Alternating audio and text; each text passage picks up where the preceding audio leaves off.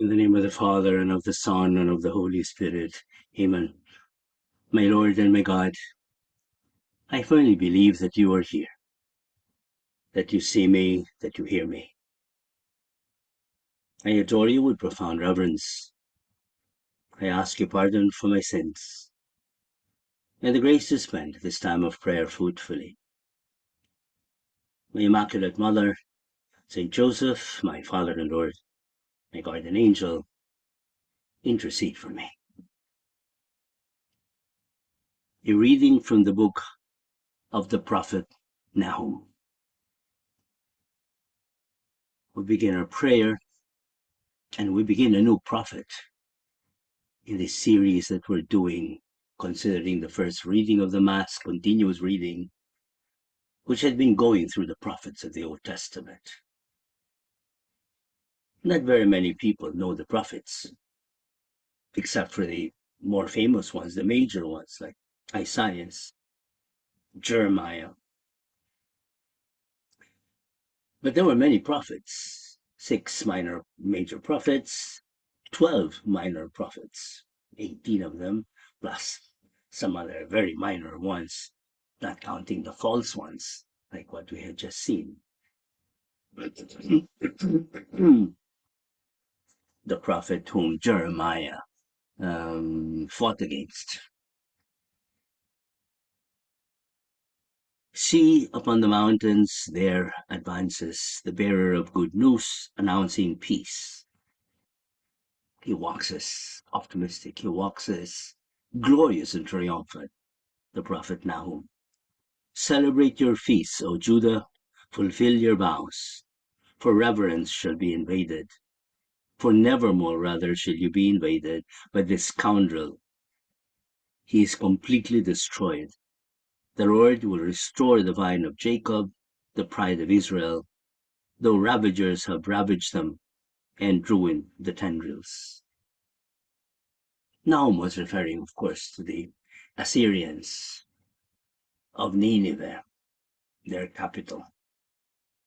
Same Nineveh, which at the time of the prophet Jonah capitulated to his prophecy and put on sackcloth and ashes, doing penance, and thus they were saved at the time of Jonah. But now, at the time of Nahum, Nineveh was really in a terrible rage. It had already overrun Judah and pillaged it, and Jerusalem also. So Nineveh was shall we say, the epitome at that time of the ravaging power. Even Egypt was in decline. Nineveh, the Ninevites had already, shall we say, sacked several Egyptian cities. But now, Jonah prophesies its downfall, which would happen 150 years later, precisely because, or rather, no, less than 150 years, or very much less than that. That was the prophecy of another prophet, but Nahum was more accurate because Nineveh would fall to the Babylonians. Later on, the Babylonians will also fall, as we had been reading the prophet Jeremiah prophesying it, that the wooden yoke around Jeremiah, which had been broken, would be replaced by an iron yoke, because the Babylonians would be overrun by the Persians, who are even more powerful. Iron, but not as cruel, actually, like as the Babylonians. Nabucodonosor was just cruel, just mean. While the Persians would manage the empire or their possessions with a little bit more of equity, and that's the reason for the release of the captives of Babylon, their return to Judah, the rebuilding of Jerusalem and the temple. All of those were, shall we say, bankrolled by the Persians. Well, anyway, let's go back to the narrative of Nahum. Woe to the bloody city! It's referring to Nineveh. All lies, full of plunder, whose Looting never stops. The crack of the whip, the rumbling sounds of wheels, horses a gallop, chariots bounding, cavalry charging, the flame of the sword, the flash of the spear, the many slain, the heaping corpses, the endless bodies to stumble upon. I will cast filth upon you, disgrace you, and put you to shame, till everyone who sees you runs from you, saying, Nineveh is destroyed. Who can pity her? Where can one find any to console her?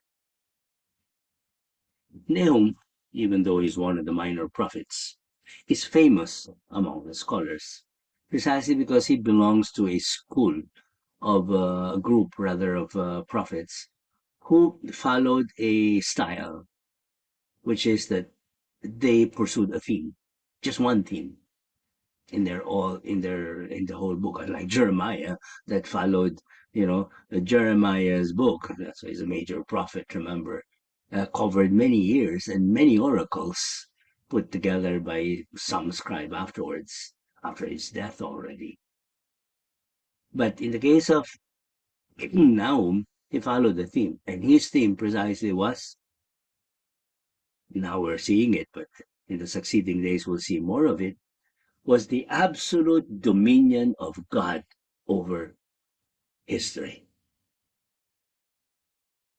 This is one of those things that some people, even up to now, are finding difficult to accept because of the series of things that have happened to us lately.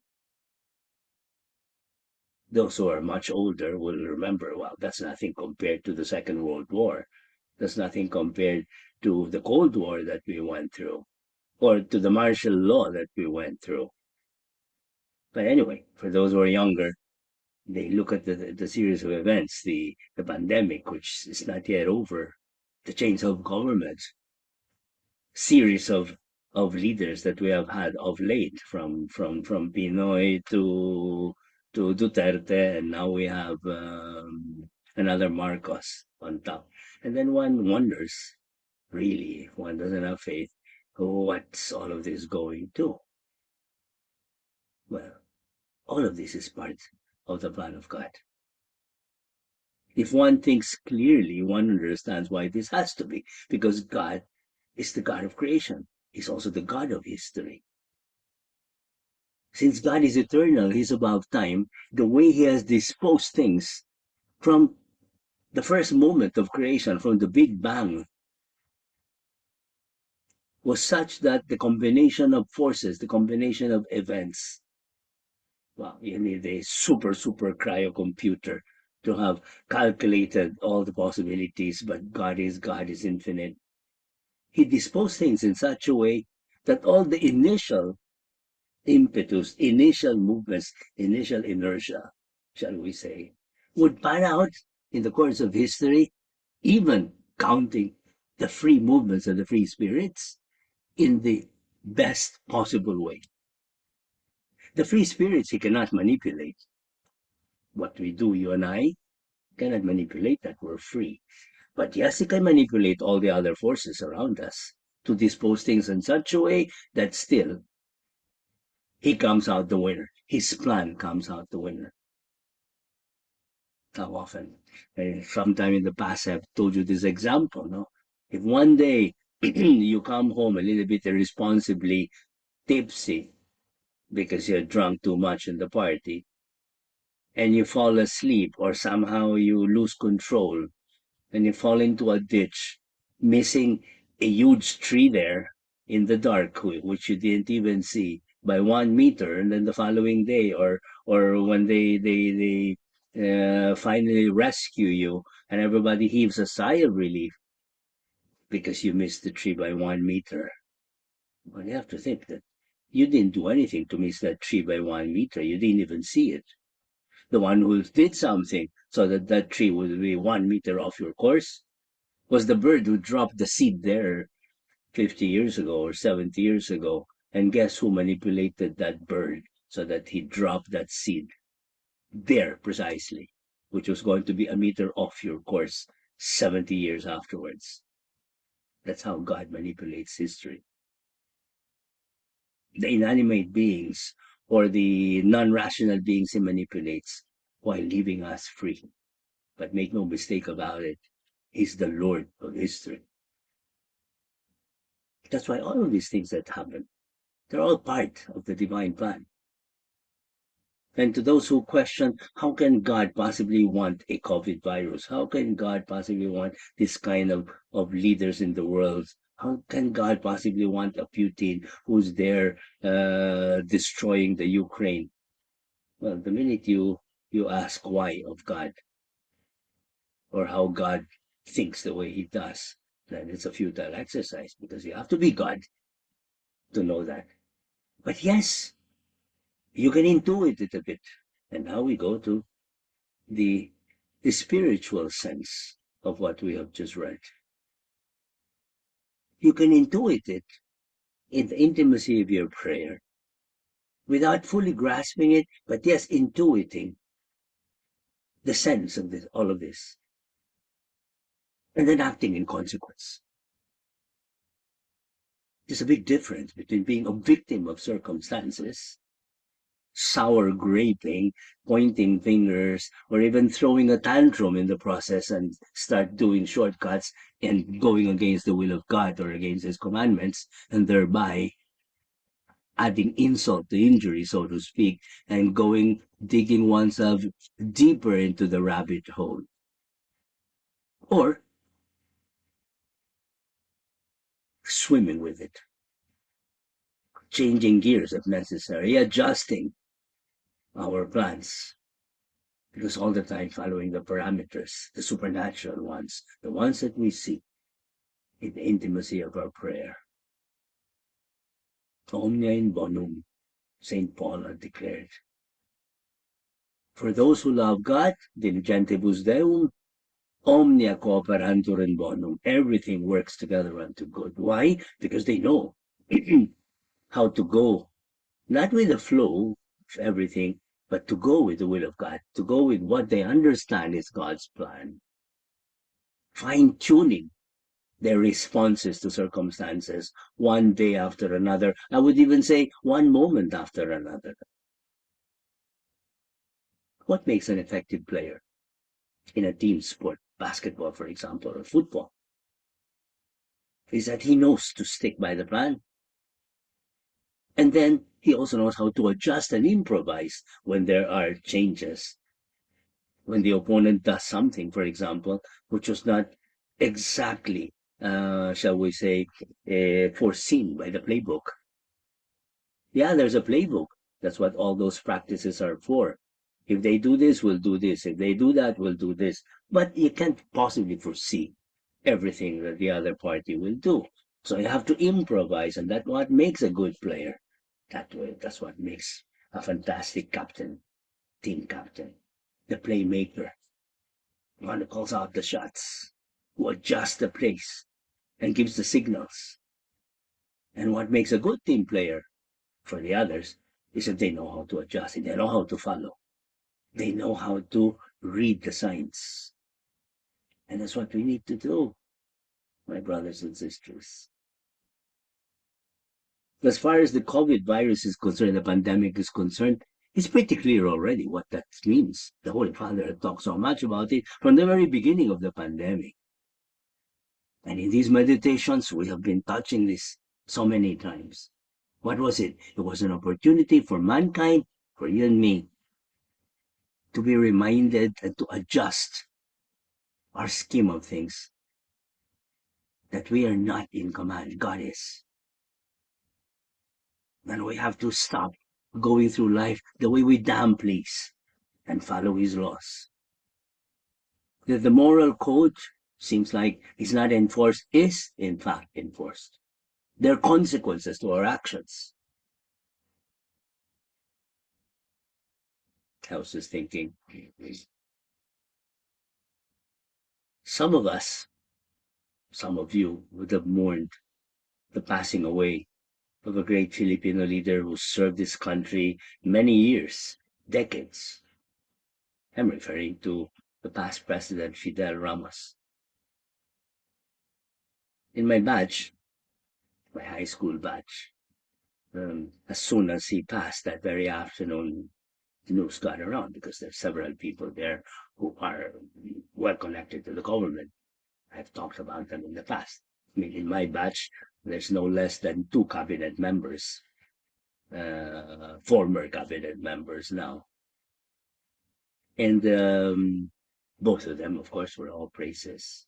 And I myself had to join it because I said, you know, that FVR gave more reverence, honor, not just respect to Pope John Paul II when he was here than any of our recent presidents would have done. And he was not even Catholic. Somebody immediately pointed out. Yes, because greatness is something quite personal, a personal response.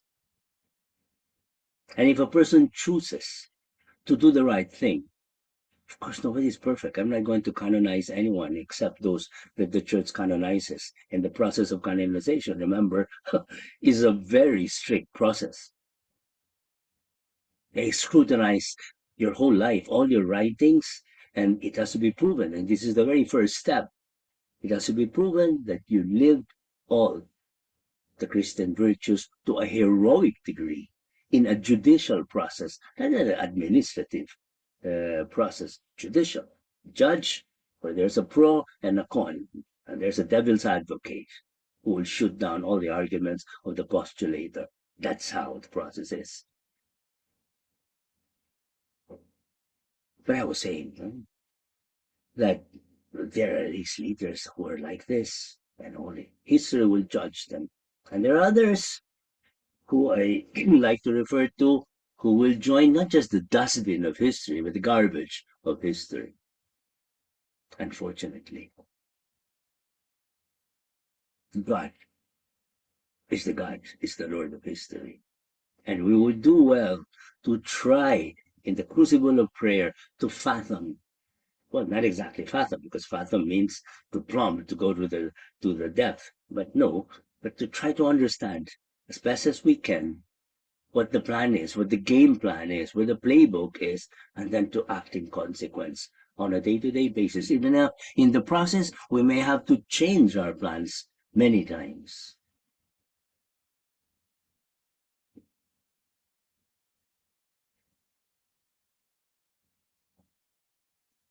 What was the message of the prophet Nahum? In this great series of books that I have plugged in so many times, the Navarre Bible, there's a whole book dedicated to the minor prophets, and Nahum is one of them. And it says, the scholars have noted with some surprise that the prophet Nahum does not denounce even one defect of Judah or predict that any punishment will befall her.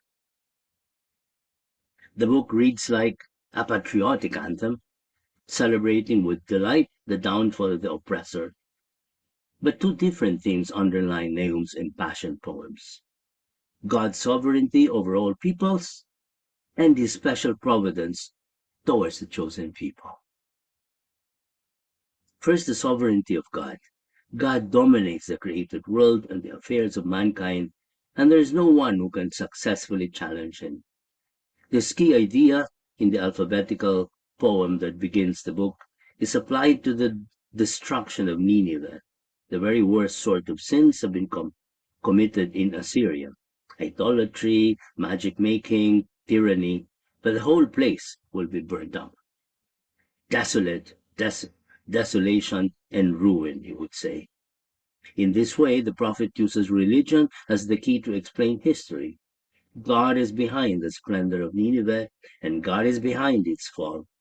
God bestows dominion on the Assyrians, but he also metes out severe punishment to transgressors. The destruction of Nineveh is described in typical Day of the Lord language, although that exact phrase is not used. We can see this by comparing turns of phrase in Nahum with those used by earlier prophets to describe the judgment of God. For example, Isaiah and Jeremiah. God's.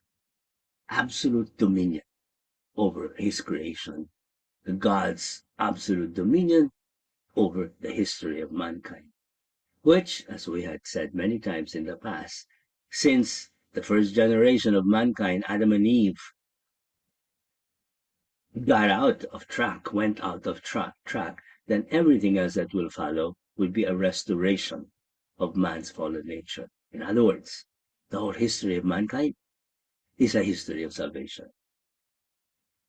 And that brings us to the second point, the special predilection of Israel. Because in that dominion of God over history,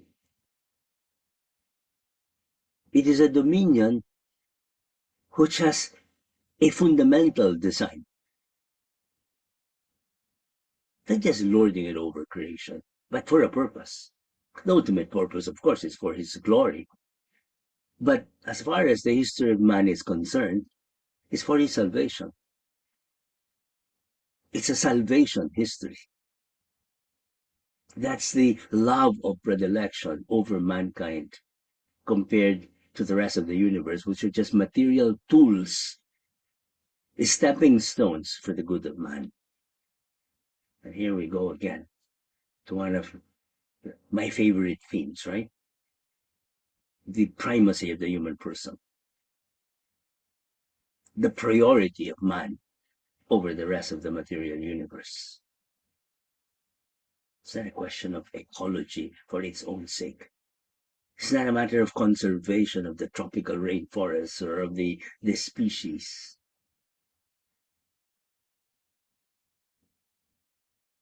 God provided for man, even just in this world, there's a superabundance of means. Very shortly, in 1 year from now, we're going to be suffering an energy crisis. There's no going around it because it's going to come. Even if they change their minds now and start scrambling for nuclear energy, all of these things takes about 5 years to get running, and we're running out of energy. Malampaya is drying up, and there's problem with oil coming from and coal coming from the other sources, the Ukraine especially. Russia is shutting off the pipeline.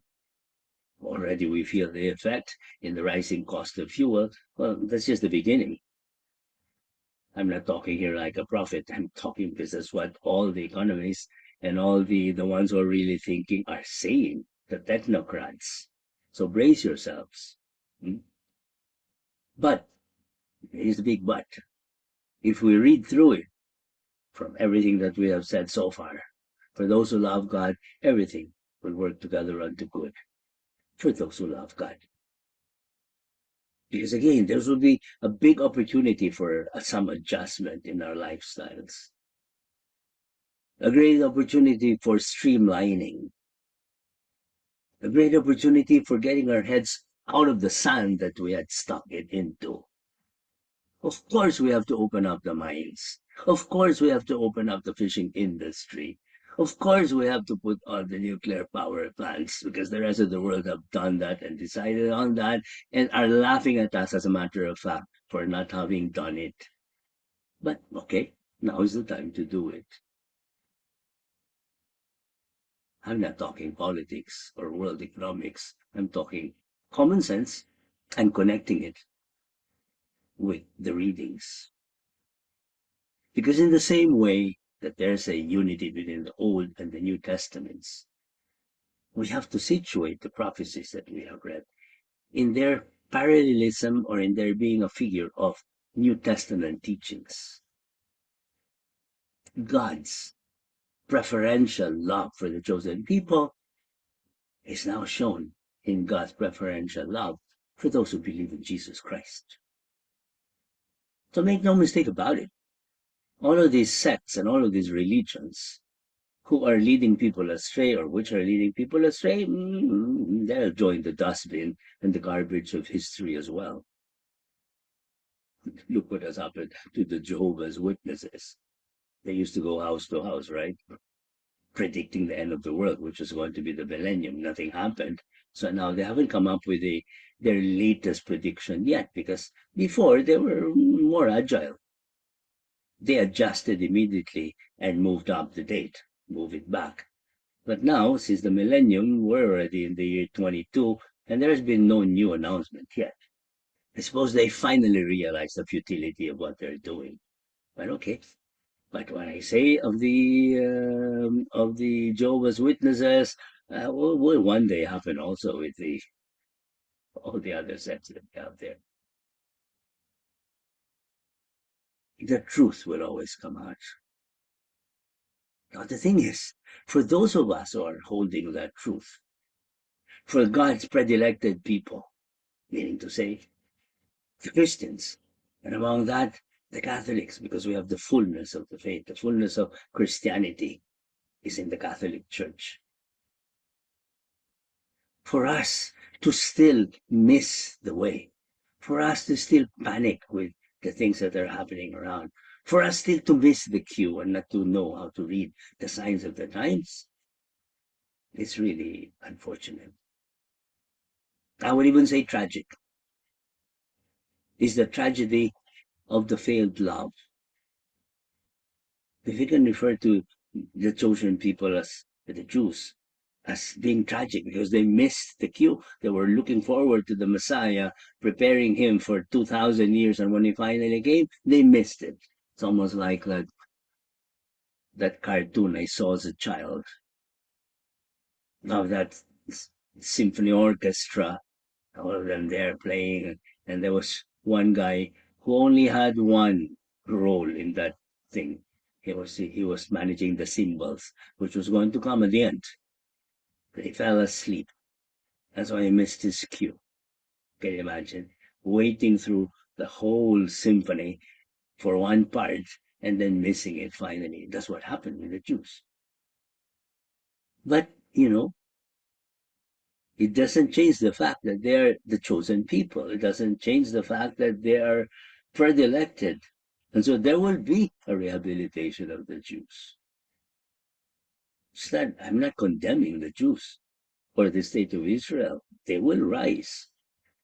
They will be saved for the simple reason that that's what God called them for. The love of God is not changed. The love of God will find a way.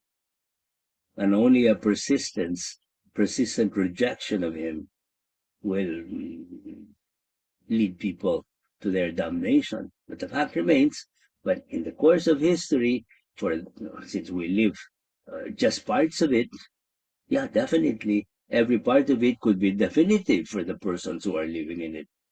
In other words, what I'm trying to say that in the end, it would be a positive gain for Project Mankind. For Project Mankind. But for every Judas and every Hitler and every Pol Pot and every Stalin all along the way, well, I don't know what happens to them. Definitely, I doubt that they were saved. But looking at that portion of history that they lived and the kind of decisions that they made, only God knows how they were at the moment of death. But those of us who are witnessing it, those of us rather who look at it from the outside, objectively, we can make our judgments. And that is the final lesson of this passage. That whether you and I live our lives as God wants, depend many great things. But most importantly will depend our own salvation. We craft our eternity every moment of every given day because we don't know what the definitive act will be, because we don't know when our last moment will be. A friend of mine said, tomorrow's not guaranteed. I go further. Next moment, next minute, next hour is not guaranteed. So let's live our lives with a lot of optimism, definitely, but also with a lot of sense of responsibility, one moment after another. And then, like Nahum, we can wax optimistic, we can wax triumphant, because for those who love God, everything works together unto good. We have a few minutes to concretize your resolutions and end his prayer on your own.